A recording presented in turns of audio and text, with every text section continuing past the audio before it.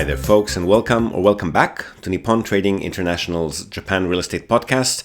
I'm your host, Ziv Nakajima again, and this podcast is brought to you, among others, by Emil Gorgies of realestate.jp. He's a Tokyo real estate agent who specializes in serving international or mixed nationality families who are looking for the perfect family home. So Emil's an Australian. He's been living here in Japan for over 2 decades now, and for about half of that time he's been buying, selling, and managing real estate properties in Tokyo on behalf of his own family and a great many happy clients. And he also acts as a mortgage broker on behalf of his clients. So he's got dedicated loan officers in many of the Japanese mega banks.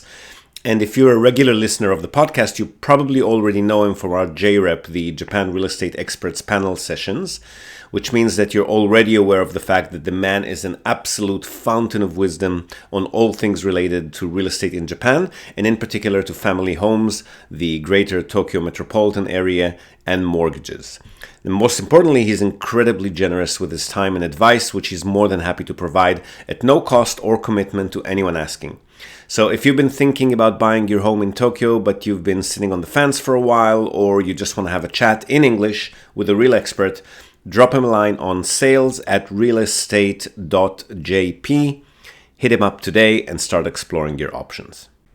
All right, and we're back. My sincerest apologies for abandoning you this past month. I know I said it was just going to be for 3 weeks, but I completely forgot that I'm landing straight into Golden Week, which is one of the major holidays that's just concluded here in Japan. So it did take me a bit longer to get back on the podcast, but at long last, back with a vengeance, and we're going to dive straight into today's episode.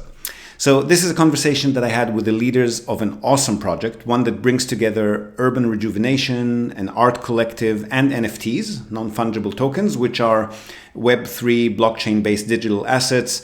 Really fascinating topic. Regardless of the scope of this podcast, you might want to read up on it a bit if you're not familiar with NFTs.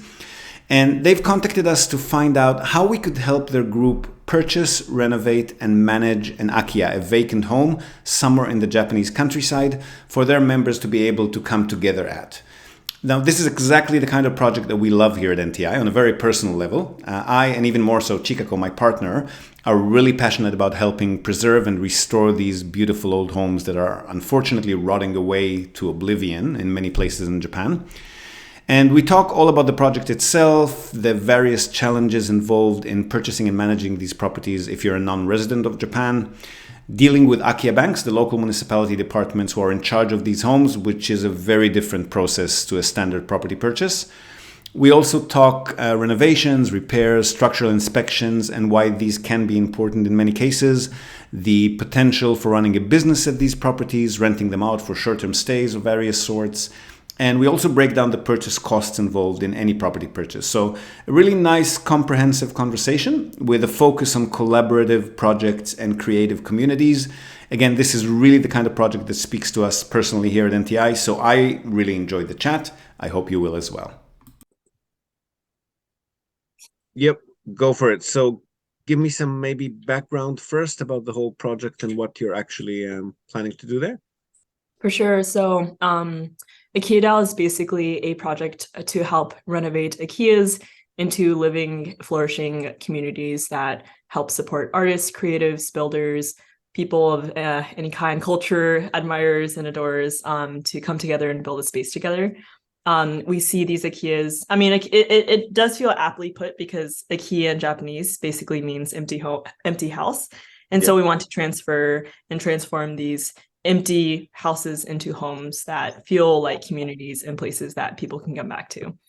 In addition to that, we want these homes to be collectively owned and collectively governed by the community members as well. So that's pretty important and close to the ethos of this project as well. But yes, William, feel free to add anything I might have missed there. You nailed it. Yeah, that was perfect.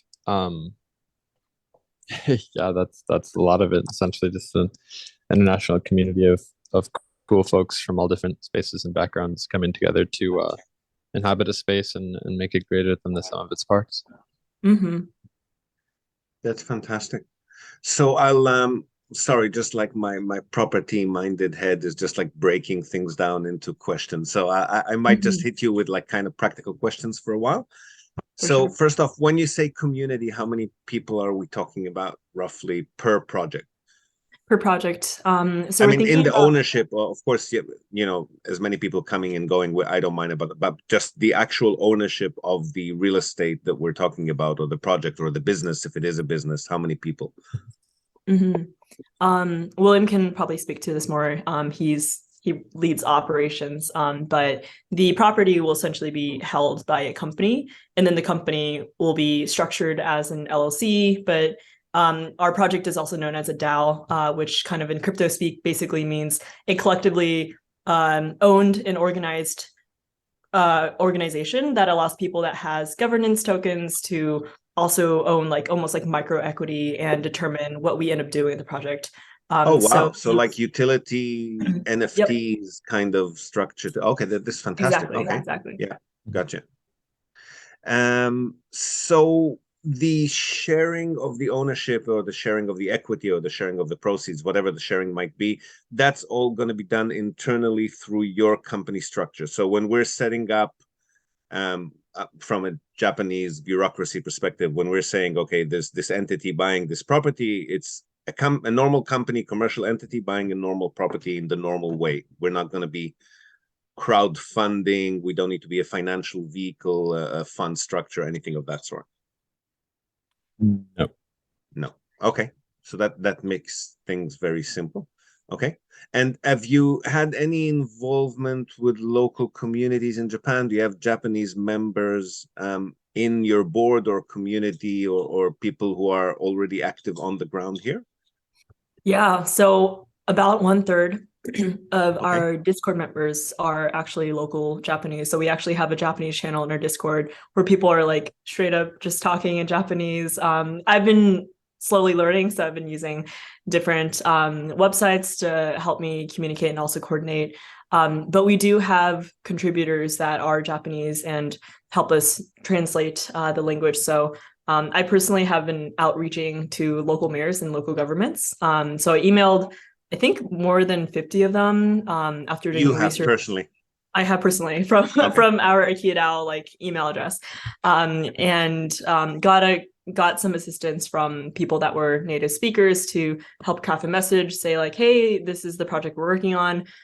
We not only want to buy property, but we also want this to be a restorative and generative way for us to inhabit and also collaborate with the neighbors around us. So being involved in volunteer activities, having like a small cultural immersion program where maybe we take like local wood artisans to come into our Akiya one day and give us a tour of how to make like roof shingles or furniture or something like that.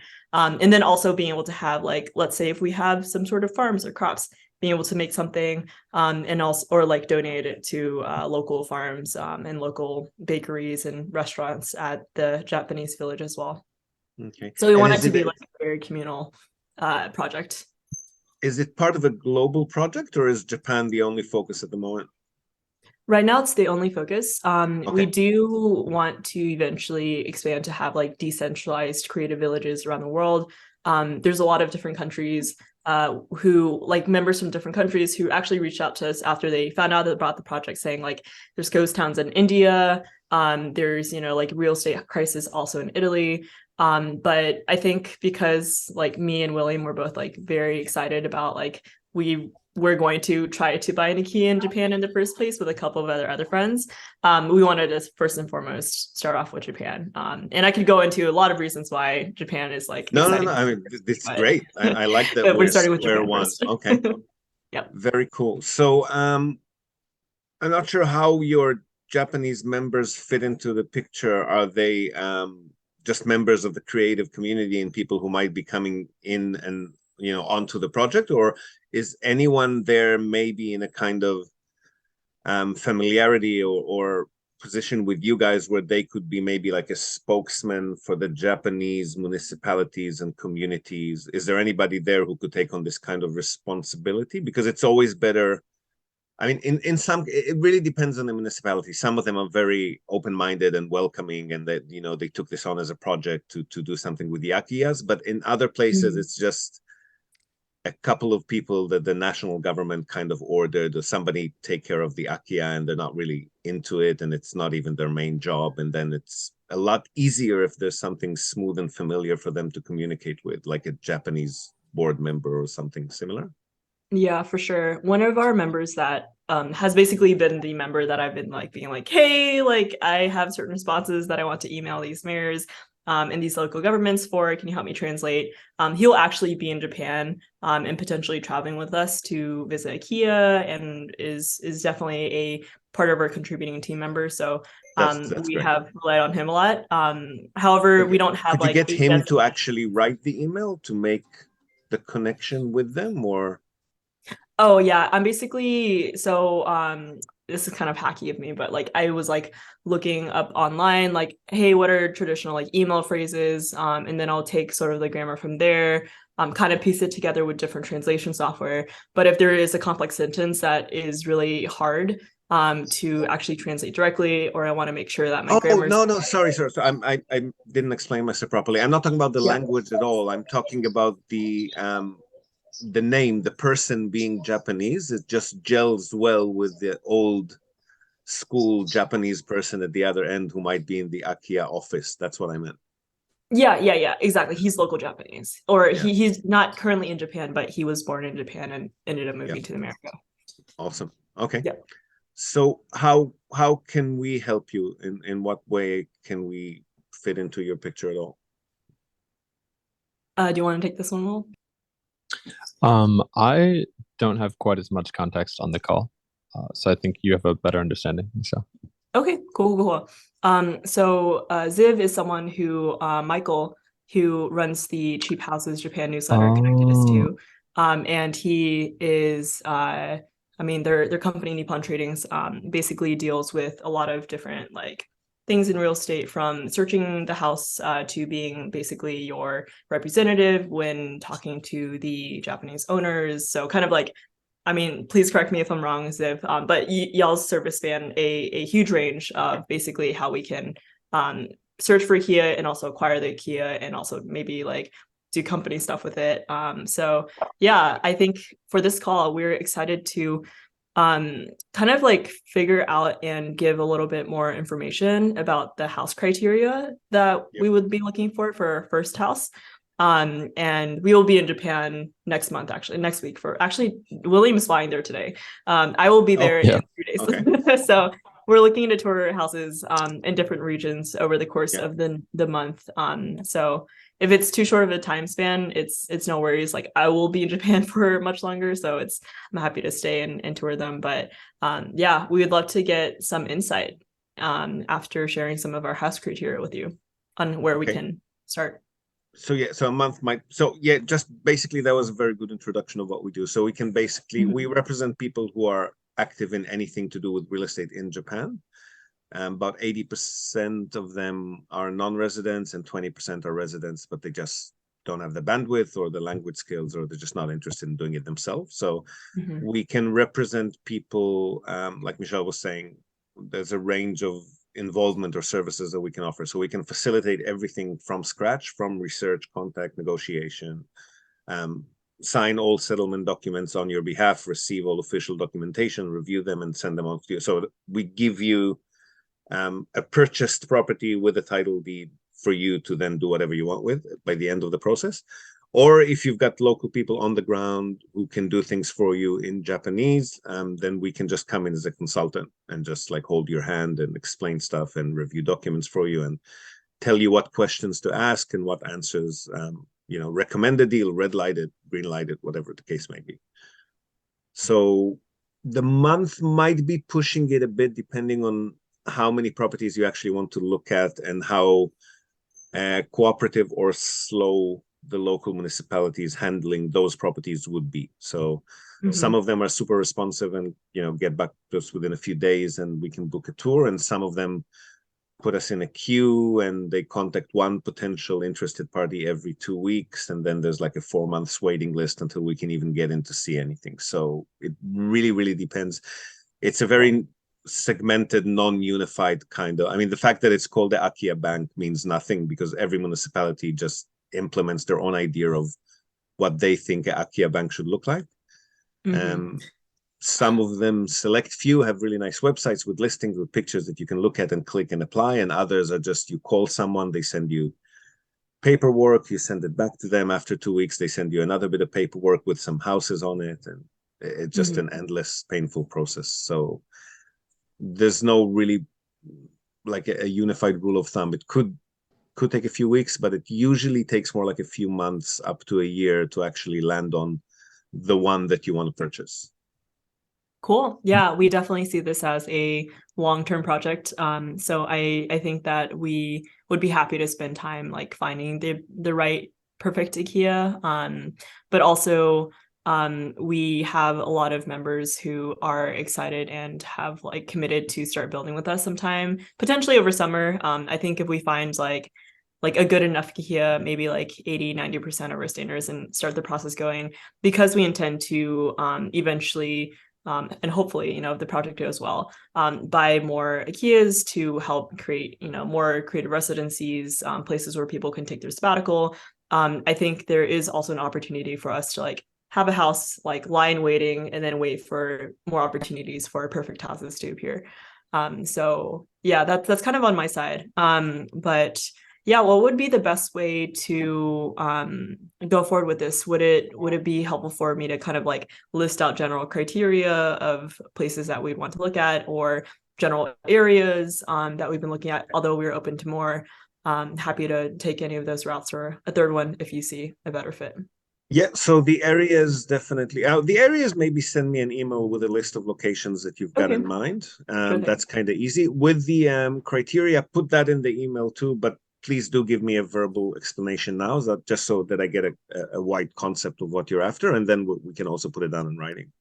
Yep, absolutely. So some of the things on our criteria list is the first one is we're looking for older traditional looking Japanese style houses, decently renovated and priced. I don't think we want to go through like a full renovation, because especially with more traditional, like let's say thatched roof buildings, it costs a lot to even just repair the roof. So we're looking for things that are a little bit more renovated and at least livable, so we can continue to do renovations as like a project community, but we can still live in it as we're doing it, not just like, oh so yeah. when you say, just to wrap my head around it, when you say renovations, what is the level of involvement or DIY-ness that your community can do? And what, I mean, like, I'm assuming wiring and plumbing is definitely something that you probably want somebody to come in and do. They have to be licensed too. But anything else, like to what level do you think you'll be DIYing it, and to what level do you need a place to be renovated, or for renovation costs to be factored in professionally? Yep. I would say oh yeah, go ahead, William. Very high level of DIY. We don't, I mean, if we need like a licensed Japanese technician for things, of course we don't have that in our back pocket. But we have community members who are very strong in the construction space and the renovation space. So and will be available for work. I mean, they're not going to be like 2 years away to come in and put in a window. No. Okay. No. Very involved. Okay, so when you say a place that's livable, it needs to be livable in the sense that you can just, throw a sleeping bag or a futon there and start working on it? Or does it need to be livable in the sense that they have modern conveniences and a reasonably comfortable bathtub and double pane windows? Like, what are we talking about when we're saying livable? I think, just basic DIY, like the first instance we would be comfortable with, at least for the initial cohort. And then over time, as we continue to renovate, and maybe we'd start opening up the house for people that aren't necessarily part of a construction cohort, but like want to stay there and create art, and to also like make sure that they're like insulated walls and not freezing over winter. I think livable in the sense that like we can throw a futon in and we can sleep there. Maybe if we're very like in rural conditions, having a kitchen so we can cook and refrigerate food, that would be helpful as well. But I think grandma style 70s 80s type kitchen is okay. We don't need all of the Okay. Yeah, exactly. So like we don't have to have like a like what's that called again? A NutriBullet or something, like just like those fancy blenders that you Yeah. use to, it's a very SF thing. Or I guess like just yuppie thing. But yeah, we don't necessarily need anything that's super fancy. We interrupt this broadcast to tell you about Tokyo Family Stays. They're a short-term rentals company in Tokyo, and they offer a home away from home experience, which is just perfect for remote working, quarantining, if that's still a thing, or if you just need somewhere quiet to get away from the world. They offer a variety of options for families, corporate relocations, or even if you're simply transitioning between homes in Tokyo. The properties are super comfortable, tastefully furnished, fully equipped with all amenities, and they accommodate up to 10 people. So really the only thing you'll need to bring with you is your toothbrush and maybe a change of clothes. They come with fast unlimited wireless internet, dedicated workspaces, and fully equipped kitchens, and they're just a delight to stay in. Fantastic alternative to Japanese business hotels, which if you've ever stayed in one, you probably know they're tiny, they're noisy, fine for a night or two if you're on your own, but longer term or with a family, you'll probably feel you're in a jail cell very quickly in a Japanese business hotel. So if you want to give yourself a sense of space and freedom by renting a real home with comfortable Western beds, including all the necessities like baby bedding, children's toys, high chairs, etc., you definitely want to reach out to Tokyo Family Stays. They've been at it for over a decade. They're a fully licensed minpaku or short-term stay operator. And as a special bonus for our viewers and listeners, they're also throwing in a breakfast basket upon arrival for anyone who books and mentions the Japan Real Estate Podcast or NTI. And not only for guests, if you're a property owner, you've got an investment property that you want to tweak for higher profit, or a holiday home that you want to rent out when you're not using it via short-term stays, drop them a line today, see how they can help you maximize your property's income. And again, as a special bonus to our viewers and listeners, they're also offering a free audit of your existing short-term stay listings without any obligation whatsoever. So feel free to reach out to them at tokyofamilystays.com. Well worth a visit. And again, if you're in the market for a family home in or around the Tokyo metropolitan area, Emil's your man. Don't be shy to reach out to him as well at sales@realestate.jp. And now, back to the podcast. Okay. Just fire and like, yeah, a way to have fire and a refrigerator at the minimum. And then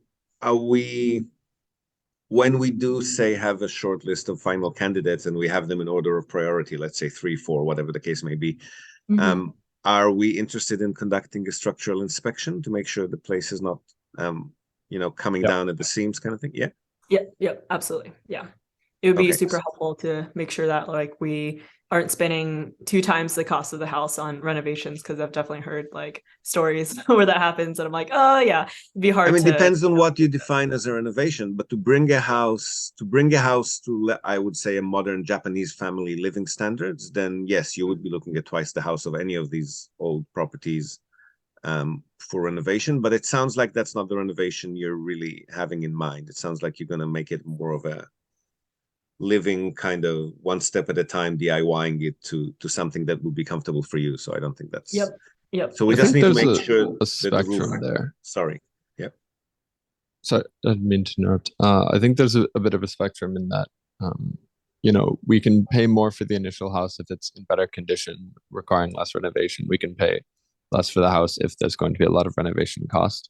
I think given the long-term nature of this project and the general renovation skills among the project contributors, we can really go either way on that one. I think that's going to come down to more of is this, how closely does this fit our vision of what this building should be? If we find the perfect place, but it's just a mess, we're happy to clean up that mess. If we can find a place that's pretty damn good and will work quickly, then we're willing to pay a premium for that. Yeah. But I mean, when you say mess, interior mess, we're not going to be we're not assuming community members will change over a roof or knock down a wall or stuff of that nature. I mean, interior walls, yeah, but we're not replacing support beams or stuff, right? Probably not. Well, you sound unsure. it's I mean, if we need to replace the wall, we can replace the wall. I think the roof, I don't think we have the skill to do that, given that that's I don't know, I feel like the Japanese roof is a very different beast than most of the US style roofs that we have experience with. Yeah. But like I would say we could do some pretty heavy renovation work. Okay. Yeah. I guess it'll be a case of taking it case by case and seeing what you'd be comfortable with. But the really for us, the only way, I mean, we can walk around, we can conduct a viewing if you're here, or a remote viewing if you're not, and we can, you and us can look at the ceiling and try to presume if there's a water leak or if the roof is in relatively okay condition or what. But without a structural inspection, which is going to cost you somewhere between, depending on the size of the house, we'll get to that in a moment, but somewhere between $1,000, say, to $2,000 per property that you're considering to inspect, right? So I wouldn't do that on a list of 20 properties, maybe the final short list, right? Like 3 or 4 of them. And then even then, maybe prioritize them from a Japanese perspective too. If we come in shooting in all directions and then just pull back 3 offers and only go ahead with the one, the Japanese side doesn't like that. So we'll need to prioritize them and just review and inspect, if you're interested, one at a time before we move on to the next. That would usually be the best way to do it. Perfect. Yeah, I think that aligns with what we have in mind as well. Yeah. So size wise and layout wise and land size wise and budget wise, what are your criteria there? Yeah. So size wise, I would say 100, or this is like just like the building itself, so not including the land, 150 square meters plus. It'd be really cool if we could. That's not land, that's structure. Okay. Yeah, so that's just structure. For land, we ideally would want to have farmland that we could actually plant on, do permaculture experiments on. I don't necessarily think we have a number for that, but the more the better. And of course, like if we find like the perfect house and maybe there's like a smaller amount of farmland, or just like a small garden, or like kind of surrounding area that we can plant on, but not like acres of land, that's also totally cool. Well, official farmland, to have acres of land, you'll have to join local farmer unions and apply for not a license, like a compliance kind of certificate or something. But if the plot is under 500 square meters, I think from memory, it's quite easy. Even if it was official farmland, it's quite easy to convert it back to normal land, so you can do whatever you want with it.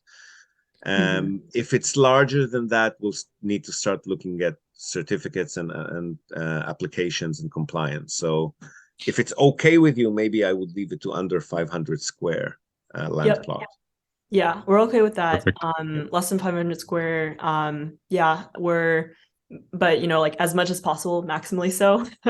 But under 500 is also fine with us. Yep. And for 500 square meters is pretty damn large. I mean, that's it is. I hate to overly US this, but that's a lot of football field. No, you're right. And 150 square meters, to be honest, is pretty large. I mean, the traditional ones in the countryside always, there are definitely a lot of them that do reach that size, but 150 is pretty big by Japanese standards too. Yeah. Wait, 150 inside? Yep, like inside. Is that okay? That's seems like 3, massive. 4. It's 3, 4 large spaces, I would say. And if it's a 2, as is often the case, if it's a 2-floor structure, then maybe 2, 3 large spaces downstairs and 3, 4 small bedrooms upstairs, kind of thing. Yeah, I think we're looking at awesome. something that's in the larger range. We've like looked and found some interesting properties. These unfortunately were a little bit far away from where we liked it to. So another criteria is like having the property be 1 to 1.5 hours away from a major city by transportation. Ideally like walkable within 30 minutes to like a JR station. So it doesn't have to be right next to one, but at least like walkable to, or near a bus that can take you to a JR station. Maybe within like 15 minutes, a bus station, or a 30-minute JR station. I think that what was I saying? Oh yeah, so we did see a property that unfortunately was a little bit too far for us, but it was like a 10 LDK and it looked like amazing. So something that at least is above 6 LDK or DK, or any permutation among those would be fantastic. Well, I mean, as William's saying, you're comfortable knocking down at least non-supporting walls interior-wise, right? So even if we get something that's not the right layout, that's not a huge concern, I would assume, right? Yeah. Or do you actually need the number of bedrooms for people to sleep in separately? No. So Yeah, we're pretty we can make flexible. walls whatever we need them to be. Okay, that's what I Yeah. was assuming. Okay. Yeah.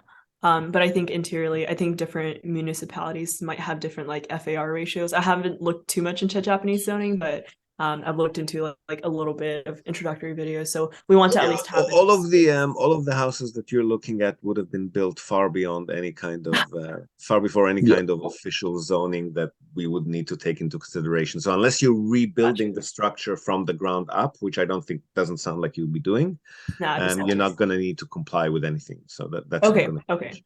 Fantastic. And That is Amazing. what's a rough budget for a house that let's assume doesn't need much renovation, something that's good to go kind of thing? I think our general budget is like 15 million Japanese yen. I'm not sure exactly how much that will get us, like 15 to 20 million, maybe for like the right house. We're willing to flex it. But I would say closer to 15 million yen. But again, it kind of like on a case by case basis, if we're going to be spending a lot of renovations, costs for something, and it might go above budget, we might end up choosing one that is like closer to like I guess cumulative like 15 to 20 million. So total budget including renovation, not more than 20 million, hopefully less, if I'm getting it right. We can flex probably like 20 to 25 million for renovations. But I would say probably like ideally house plus renovations would be somewhere around the 15 to 20 million range. And is that including your purchase cost, or is that just the price of the listing itself? Because purchase costs can come up to another, let's call it 15 to 17%. Oh, interesting. Can you tell me more about that? I guess like if you bid the offers and like so the purchase costs are my Zoom is the free version, by the way. So in about 7 minutes, if we get cut out, I'll save the recording for 5 minutes and then jump back in. Okay. So the purchase costs are usually there's going to be, even if it's from an Akiya bank, they appoint a local real estate agent or like a big city real estate agent to take care of the sale. So there's always going to be a realtor fee, same as a normal sale. So that's 3% plus 60,000 yen plus tax. In the case of the budget you're talking about, it's probably going to be work out to be something like 4.5%. And then if you need somebody to facilitate the purchase like us, we charge another 4%. Yep. And then the purchase tax, which comes in somewhere between 6 to 24 months after the purchase. It varies depending on the official evaluation, which is going to be different to the market price. But worst case, it's usually up to about 2.5%. And then legal and registration costs also vary depending on the official evaluation. But usually at this price level, they would be, I would assume, somewhere between 3 to 5%. So when we're looking at a deal, we don't know what all of these costs are going to be. They become clearer as we get closer to settlement, but we assume a worst case of 15 to 17% purchase costs at this budget.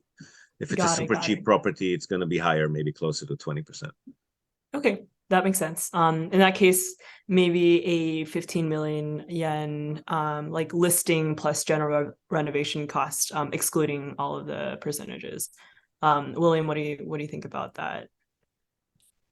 Yeah, that makes sense. I mean, I think we can just say like 15 aim to for 25 15 inclusive. and then just like dance around it. Yeah, that sounds great. Another thing that I think that is a nice to have for us is the ability to maybe operate a small cafe or art gallery with ticketing as part of the property. I know there's different like urbanization laws that might prevent some sort of business use cases, but we also want to make sure that we have at least the option to like do something that's cafe, or like to be able to like sell coffee or drinks or art out of our collective would For be this level of business. Japan is very lenient on zoning regulations. Unless you're smack in the middle of a rich residential neighborhood where it's strictly residential, it's not going to be a problem to set up a small business. If you're planning to rent out beds for the night, though, or rooms for the night, that's a whole different licensing story. So as long as you're not officially doing that, like if community members are staying there because they came and they stayed there, that's one thing. But if you're actually charging Airbnb, like whatever the case may be, then you need a separate license for that. Got as it. well as And for alcohol, food, and beverage, although those are quite easy to get. That's not a huge issue. What does the Airbnb licensing process look like? Like, is that expensive and arduous or? The license application itself is nothing. It's like $1,000, and then even if you want a hotel license, I think it's the same. It's a similar price. It's $1,000, maybe less if it's like casual Airbnb. But then each local municipality has its own set of bylaws of fire and safety and what's allowed, what the floor plan ratio needs to be between guest bedrooms and common areas, where the fire extinguishers need to be, how far from public facilities you're allowed to be, like nursing homes or childcare centers. So each local municipality would have its own set of criteria that you need to comply with, and that the house structure and setup interior would have to comply with, and signage and stuff like that. So we can investigate that if that ever becomes something that you want to do. But if it's a major thing, if it's part of the business plan, we need to make sure that the property is going to actually comply in the future if we make changes to it. For example, if it's set up 300 meters from a nursing home, then there's nothing you'll be able to do to turn it into an Airbnb in the future. So if that's a criteria, we need to take it into consideration when we're looking at potential properties. Pretty minor. I mean, like, really, I was just looking at Airbnbs in Japan. I'm just like, there's not very many of these. I'm like, I suspect there's some bullshit Japanese laws that are like making people not as there were a able to lot Airbnb more, their but yeah, places. they took down 80% of the listings when the new legislation came in late 2018. And since then, people have been complying and catching up, but it's nowhere where it used to be, and it's not easy in Japan. Yeah. Wow. Yeah. Damn. Okay. But I mean, being a communal project, I think there are so many ways for you guys to get around that officially. Like, there are so many ways that I can think of in barters and trades, and that wouldn't actually be considered renting out beds for the night, right? Like, I wouldn't even worry about that too much, I think, unless you want to actually publish on official Airbnb and platforms like that, and then you will need to comply. Got it. Yeah, I think our project, for example, like if someone were to pay a membership fee and then come to our house as a member, that wouldn't be okay. Cool. Great. So we can come in, like you said, you're here, so we can organize viewings for you, but a lot of these local agencies will not be able to deal with foreigners directly. So you want to make sure that some of your Japanese community members come with you to the viewings if they can. Otherwise, you can rent that service from us, from somebody to accompany you to a viewing as well. We can also do it remotely when you're not here. But I think maybe you guys do some thinking first and just see what sort of capacity you want to bring us in as. Do you need us to facilitate a full purchase from you from scratch, or do you just want us to, come along for the ride and tell you, how to do things? And we're happy both ways. We'd love to be involved in any case. We love the arts. We love what you're doing. So, thank you. What's the name of the project, by the way? Thanks. It's called Akiya DAO. So Akiya, like Japanese Akiya, and then DAO, which stands for Decentralized Autonomous Organization. So that's kind of like the co-governance aspect where token holders, in this case NFT holders, are able to vote on what kind of projects they want the Akiya to start. What maybe, like, again, if the first project goes well, there'll be a collective treasury where they can vote, like, hey, like, which region do we want the next Akiya to be in? So a lot of governance like that, but it is a decentralized way of being able to manage those processes. So Akiya DAO. Akiya DAO. Very cool. Thank you. Yeah. So we're happy to be a part of it. Just have a chat, and we're always happy to talk shop too. So don't be shy to send me emails with questions or anything you want, or if you want to schedule another call, as long as we can record it and use it for content, we're always happy to do that as well. Fantastic. Thank you so much. Yeah, I appreciate all the help so far. Yeah, this has been very illuminating for us, at least. But yeah, excited to work together as well. Pleasure speaking with you. Exciting stuff. Thank you. Thank you. Great to meet you. Maybe in Japan. Thank you. So there you go, Japan DAO. Remember the name. I'm guessing you're definitely going to be hearing about them again here or elsewhere. We're also going to link to their website and social media profiles in this episode's show notes. So go check them out and, of course, participate if you're that way inclined. And if there's anyone out there with similar projects, please do keep us in mind. Again, we here at NTI love being involved with these restoration, renovation, maintenance projects for these old Japanese homes. Don't be shy, drop us a line. We would be delighted to work with you on making your dream a reality. Now, before we go, we're also, as always, going to tell you and also link to our other sponsor's website. That's Hiroshi Shimizu, immigration lawyer and administrative scrivener. If you're thinking about moving here on a more permanent basis, or you're already in Japan on some sort of a temporary visa and you want to switch to a longer term or permanent one, or if you're considering setting up a local company or a branch office of a foreign company and you've got any sort of business or visa related inquiries, or even if you just want to find out what your options are on any of these topics, feel free to contact Hiroshi Shimizu. You can find him at japanimmigrationexperts.com. And he can help you set up a company, apply for any kind of visa, or just provide you with the best advice and extremely affordable consultation related to these topics. And he's already done that for many of our listeners.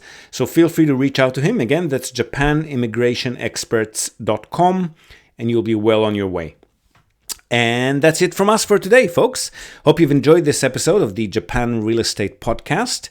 Do share it with your networks, and please let us know what you think. So leave us a short rating or review on the iTunes Store, on Spotify, or just drop us a line in the comment section of wherever you might have found this episode. We love hearing from you. Hope to have you with us again next time, and until then, have a great day or night ahead. Yoroshiku.